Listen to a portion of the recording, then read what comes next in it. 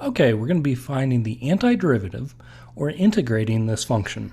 But before we do so, what I want to do is get creative on rewriting that first term. So we have our integral. What I'm going to do is bring along the 5, but I'm going to move that x to the third power up to the numerator by using a negative exponent. So x to the negative third will take care of that.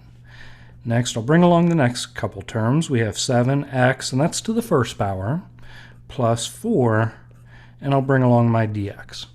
Now what we can do is we can utilize the power rule to help us integrate.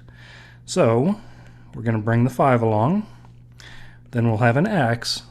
Next we have to make the computation, what's our new exponent going to be? So we take our old exponent, the negative 3, and we add 1 to it, so our new exponent is going to be negative 2.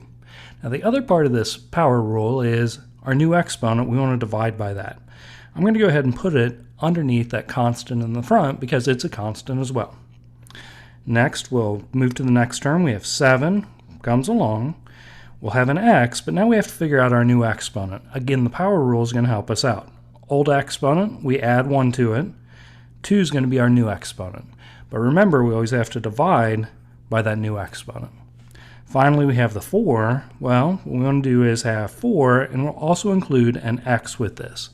Because 4 was a constant, we have to put an x with it, so that if we took the derivative of 4x, it would give us 4. Finally, what we want to do is finish up by adding c to the end. This will make this the antiderivative for any constant being added at the end. Remember, we can check our answer by taking the derivative of what we said our answer is, and it should give us what was inside of the integral from the very beginning. Now, if you wanted to, not saying you need to, but if we wanted to, we could go ahead and have negative 5 halves.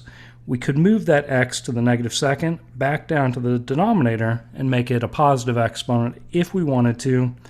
Not saying that your professor is going to require that. I typically don't mind if you do or if you don't. It doesn't really matter. But there is our antiderivative. Hope this helps out as you work through learning how the power rule works. Shouldn't be too bad. Just take your time. Do your best.